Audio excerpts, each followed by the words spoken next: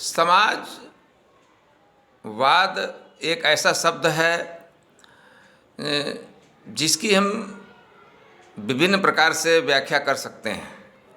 समाजवाद का कोई निश्चित अर्थ राजनीति शास्त्र में नहीं निर्धारित किया गया है और उसी प्रकार से जो समाजवादी होने का अर्थ है वह भी बदलता रहता है। अगर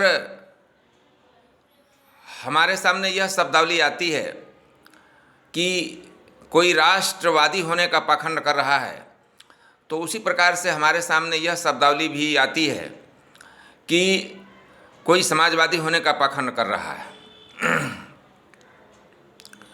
और स्वतंत्रता आंदोलन से पहले ही समाजवाद और पूंजीवाद की लड़ाई, इस विचारधारा की लड़ाई जो है चलने लगी थी और कांग्रेस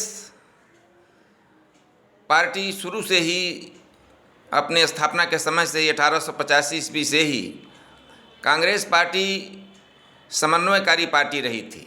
कांग्रेस एक ऐसा मंच था जिसमें विभिन्न विचारधारा के लोग जो हैं उनका समन्वय होता था। हालांकि एक बार इसी प्रश्न पर, ऐसे ही प्रश्न पर, यानी कि समाजवाद का तो प्रश्न नहीं था, लेकिन फिर भी आंदोलन को तीव्र किया जाए या सामान्य रखा जाए, ऐसे प्रश्न पर 1907 ईस्वी में विभाजन भी हो गया। लेकिन अंततः सभी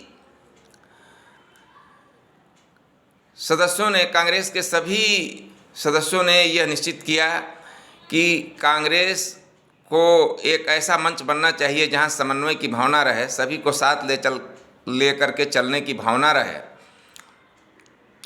और यहाँ तक कि जो हमारे देश के उग्र क्रांतिकारी थे, जिन्होंने कि ऐसे कृत्य किए जिससे कि उन्हें फांसी के फंदे तक जाना पड़ा, उन्होंने भी अंततः यही कहा कि कांग्रेस के मंच से ही हम आज़ादी की लड़ाई लड़ सकते हैं। क्योंकि उत्तर भारत में क्रांतिकारियों के सबसे बड़े नेता राम प्रसाद बिस्मिल थे और उन्होंने जेल की काल कोठरी से यही संदेश दिया कि युवक बम और पिस्तौल की राजनीति को छोड़ दें।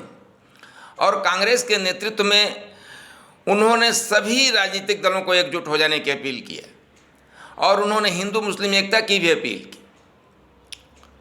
यद्यपि सभी क्रांतिकारी सांप्रदायिकता के विरोधी थे, लेकिन सांप्रदायिकता के प्रश्न को अगर छोड़ दिया जाए तो क्रांतिकारियों ने भी जो है, यानी कि सांप्रदायिक दलों को तो बिल्कुल नहीं चाहते थे कि वो कांग्रेस में आए, लेकिन अगर एक सांप्रदायिकता के प्रश्न को छोड़ दिया जाए तो सभी क्रांतिकारी भी चाहते थे कि सभी लोग एकजुट होकर के कांग्रेस के नेतृत्व में काम करें। और कांग्रेस के नेतृत्व में जो आंदोलन चल रहा था उसमें पूंजीवाद और समाजवाद की लड़ाई भी चल रही थी। और वास्तव में समाजवाद की जो लड़ाई है, इसका सबसे जो विसंगति वाला पहलू है वो यह है कि समाजवाद की कोई एक निश्चित परिभाषा नहीं होती है।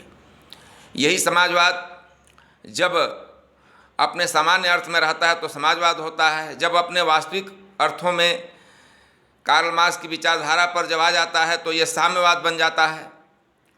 और यही समाजवाद जब एक सामान्य गति से चलता है, लोकतांत्रिक प्रक्रिया से चलता है, जो सबसे समन्वयकारी प्रक्रिया है, तो उसे लोकतांत्रिक समाजवाद कहते हैं। और हम समझते हैं कि हमारे देश में शुरू से ही जब समाजवाद की बात चली तो इस लोकतांत्रिक समाजवाद की ही बात चली। और जो उग्र समाजवादी थे वो कम्युनिस्ट नाम से अलग हो ही गए। कम्युनिस्ट पार्टियों का उदय भी स्वतंत्रता प्राप्ति से पहले हो चुका था और वो भी कांग्रेस के मंच से स्वतंत्रता आंदोलन का समर्थन कर रही थीं, कभी उनका विरोध भी हो जाता था। भगत सिंह का भी ये मानना था कि हमें केवल आज़ादी जो है अंग्रेजी साम्राज्यवाद से नहीं लेनी है। वे किसानों और मजदूरों का राज चाहते थे, यानी वे भी एक समाजवादी समाज की स्थापना चाहते थे। सुभाष चंद्र बोस भी समाजवादी विचारधारा के थे। लेकिन इन सबके बीच जवाहरलाल नेहरू जो है एक ऐसे व्यक्ति निकले जिन्होंने कि कांग्रेस में समन्वय बनाए रखा, समाजवादी विचारधारा के होते हुए भी वे कभी उग्र नहीं हुए और स्वराज्य के प्रश्न पर भी वे कभी उग्र नहीं हुए। उन्होंने होम रूल लीग आंदोलन का समर्थन भी किया 1916 में, जिसमें कि डोमिनियन स्टेटस मांगा जा रहा था देश के लिए, लेकिन अंततः वे पूर्ण स्वराज की मांग करने वालों में सबसे आगे थे।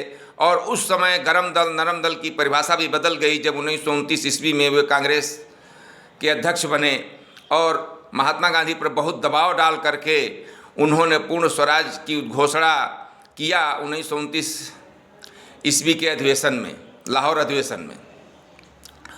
और उसी लाहौर अधिवेशन में जवाहरलाल नेहरू ये भी कहते हैं कि मैं यह स्पष्ट रूप से कहना चाहता हूँ कि मैं समाजवादी हूँ और मैं गणतंत्रवादी हूँ, यानी समाजवाद और लोकतंत्र का वो एक साथ समर्थन कर रहे थे। इसके साथ ही इसी अधिवेशन में जो एक बहुत ही महत्वपूर्ण वाक्य कहा जवाहरलाल नेहरू ने देशी रियासतों के बारे में, वो बहुत ही उल्लेखनीय है कि देशी रियासतें शेष भारत से पृथक नहीं रह सकती। इन रियासतों की तकदीर का फैसला सिर्फ वहाँ की जनता ही कर सकती है। मैं ये प्रश्न इसलिए कर रहा हूँ कि पटेल और नेहरू में जो मतभेद था वो वास्तव में समाजवाद और पूंजीवाद को लेकर के तो था, हालांकि उसमें भी वहाँ उन्होंने समन्वय किया, लेकिन देशी रियासतों के बारे में भी, पाकिस्तान के बारे में भी मतभेद की बात कही जाती। अरे संसदीय शासन प्रणाली की नकल हमारे देश के नेता कर रहे थे और संसदीय शासन प्रणाली में सामूहिक उत्तरदायित्व तो होता है। तो जवाहरलाल नेहरू, पटेल सबकी विचारधारा एक थी, देशी रियासतों की जनता ही जो है वहाँ की तकदीर का फैसला कर सकती है। ये जवाहरलाल नेहरू ने 1929 ईस्वी के अधिवेशन में घोषित किया। तो जो ये कहा जाता है कि राष्ट्रीय एकता और देशी रियासतें और पटेल ने राष्ट्रीय एकता कर दी और जवाहरलाल नेहरू ने कुछ नहीं किया, तो ये क्या है? ये ड्रामा जो ये जो ढोंग है, ये जो पाखंड है, ये छल है। वास्तव में ये छल है कि हम लोग इस प्रकार से मतलब देश में जो है ये प्रोपेगेंडा फैलाया जा रहा है, ये छल है। और देश की जनता और ख़ास करके नौजवानों को जो दिग्भ्रमित किया जा रहा है, तो इस छल से, इस ढोंग से, इस पाखंड से राष्ट्रवाद का हित नहीं होने वाला है। तो हमारा इस समय मुख्य विषय है समाजवाद। तो नेहरू समाजवादी होते हुए भी समन्वय के रास्ते पर बढ़ रहे थे और जब उन्होंने संविधान सभा में 13 दिसंबर 1946 को प्रस्तावना, जिसे उद्देशिका कहते हैं, पढ़ा, तो उन्होंने कहा, समाजवाद के बारे में उन्होंने कहा कि मेरा केवल इतना ही कहना है कि मैं समाजवाद का समर्थक हूं और मुझे आशा है कि एक दिन भारत भी समाजवाद के पक्ष में होगा और वही भारत एक समाजवादी राज्य की स्थापना के मार्ग पर चलेगा। और मुझे पूरा विश्वास है कि एक दिन पूरी दुनिया को इसी मार्ग पर चलना ही होगा। और उसी संदर्भ में वे रूसी क्रांति का भी उल्लेख करते हैं और कहते हैं कि रूस की क्रांति जो है उसने दुनिया के एक शक्तिशाली देश के रूप में सोवियत समाजवादी गणराज्य को जन्म दिया है। तो समाजवादी विचारधारा से जवाहरलाल नेहरू प्रभावित थे। अब हम इस प्रश्न पर आते हैं कि वास्तव में उनके समाजवादी होने का लाभ क्या हुआ। हम इस विषय पर बहुत अधिक विस्तार से चर्चा नहीं कर सकते हैं क्योंकि हमारा यह छोटा सा ही समय है, 15 मिनट का समय है। तो सबसे पहले तो मैं बताना चाहता हूँ कि समाजवादी विचारधारा के होने के नाते नेहरू ने मिश्रित अर्थव्यवस्था को इस देश में अपनाया। जो पूंजीवादी व्यवस्था थी उसको भी बिल्कुल समाप्त नहीं किया, लेकिन उन्होंने जो सार्वजनिक महत्व के जो उद्योग थे, जो आधारभूत उद्योग थे, उसके लिए उन्होंने सरकारी उपक्रमों को शुरू किया और तमाम सरकारी कंपनियां जो हैं देश में अस्तित्व में आईं। यद्यपि प्राइवेट कंपनियों को भी बंद नहीं किया गया, लेकिन उससे भी अधिक समाजवादी विचारधारा का लाभ यह मिला कि देश में भूमि सुधार कानून लागू किए गए, जमींदारी प्रथा का उन्मूलन हुआ। और इस संदर्भ में कई राज्यों में बहुत लंबे संघर्ष भी चले और कई राज्यों में संघर्ष अभी भी जारी है।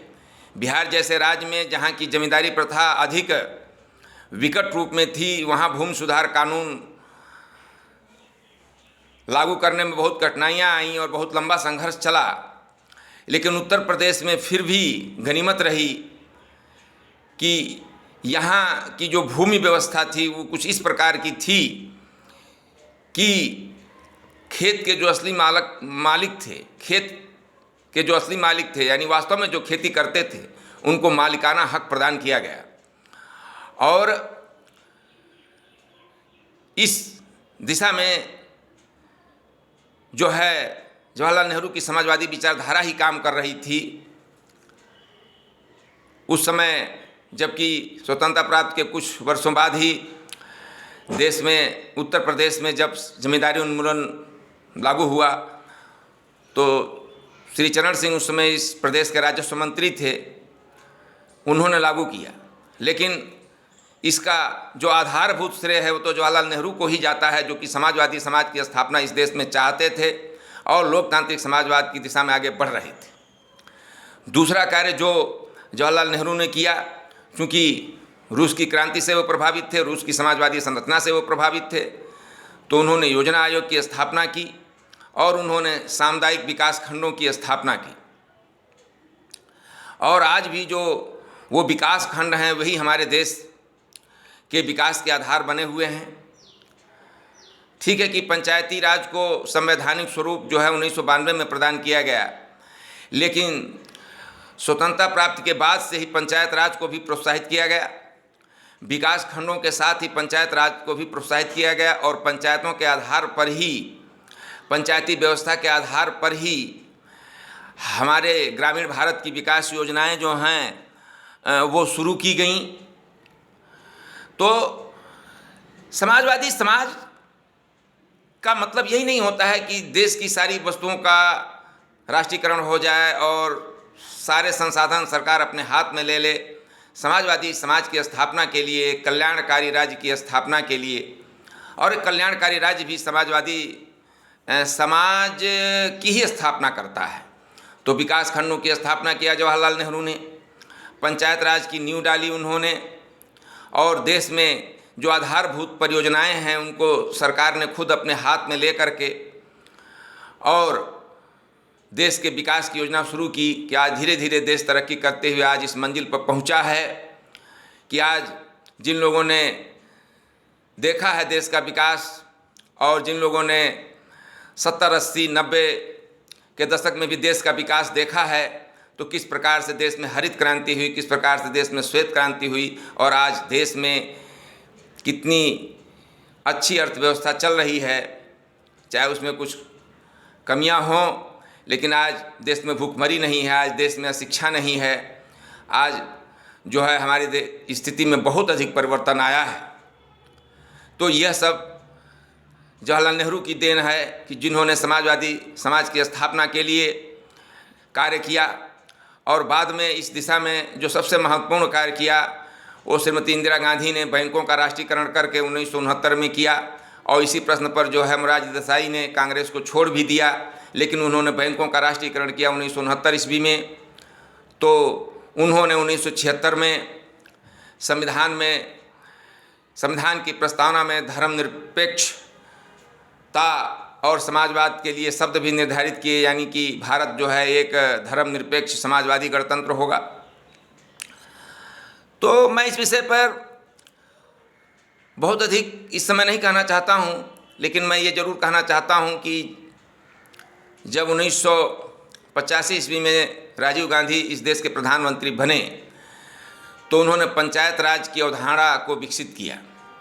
यद्यपि पंचायत राज पहले से ही चल रहा था, लेकिन उसको संवैधानिक रूप प्रदान करने के लिए उन्होंने प्रयास किया और अंततः जो है वो योजनाएं बनी। और जब 1991 में कांग्रेस की सरकार बनी, जो कि बीच में अंतराल आ गया था, 1991 में जब कांग्रेस की सरकार बनी नरसिम्हा राव के समय में, तो उस समय 1992 ईस्वी में पंचायत राज अधिनियम पारित हुआ, जिसके अनुसार जो है देश में पंचायत राज की व्यवस्था को संवैधानिक रूप दिया गया। और मैं उत्तर प्रदेश के ग्रामीण क्षेत्रों की बात अगर करूं तो मैं देखता हूं कि वहां के लोग जो हैं इस नए पंचायत राज का बहुत ही लाभ देख रहे हैं और वहां ग्रामीण क्षेत्रों में विकास की एक नई अवधारणा जो है विकसित हुई है। और इसी प्रकार से 2004 से 2009 ईस्वी के दौरान जो कांग्रेस के नेतृत्व में जो केंद्र में सरकार बनी, उसने जो राष्ट्रीय ग्रामीण रोजगार योजना प्रारंभ किया, जिसमें कि महात्मा गांधी का नाम बाद में जोड़ा गया, जिसे मनरेगा कहते हैं। तो उससे जो है देश के जो हमारे ग्रामीण क्षेत्र में जो गरीब वर्ग है, उससे उनको बहुत ज़्यादा लाभ हुआ, और यह भी समाजवादी समाज की संरचना के दिशा में कदम है। तो मेरे कहने का अर्थ यह है कि समाजवादी समाज की वास्तव में बहुत व्यापक परिभाषा है, और हमारे देश के संदर्भ में, और जो कि हमारे देश में लोकतांत्रिक समाजवाद लागू किया गया है, यहाँ के संदर्भ में समाजवाद की परिभाषा कुछ अलग ही होती है। और वास्तव में इस समाजवाद में जो सबसे एक महत्वपूर्ण पहलू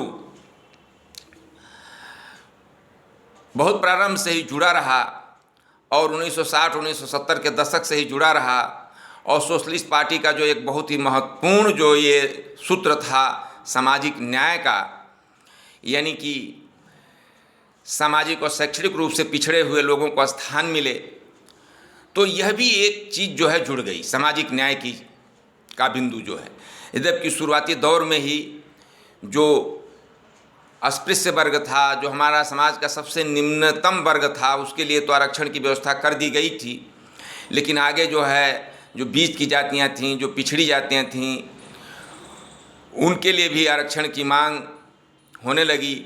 और समाजवादी जो आंदोलन था, यानी सोशलिस्ट पार्टी जो थी, खास करके लोहिया के नेतृत्व में जिस सोशलिस्ट पार्टी का विकास इस देश में हुआ, तो उसकी यह एक मुख्य मांग थी। और जो 1977 ईस्वी में अपने देश में राजनीतिक परिवर्तन हुआ, फिर 1989 ईस्वी में जो देश में राजनीतिक परिवर्तन हुआ, तो इसमें सामाजिक न्याय जो है एक मुख्य मुद्दा था। तो इस विषय में जो है फिलहाल मैं इतना ही कहना चाहता हूँ। आगे फिर मैं बताऊँगा कि समाजवादी होने का क्या अर्थ होता है, और समाजवादी होने में और समाजवाद की स्थापना में सामाजिक न्याय का क्या महत्व है, और सामाजिक न्याय और धर्मनिरपेक्षता किस प्रकार एक दूसरे से संबद्ध हैं। तो यह जो बिंदु है, इस पर भी मैं बाद में प्रकाश डालूँगा।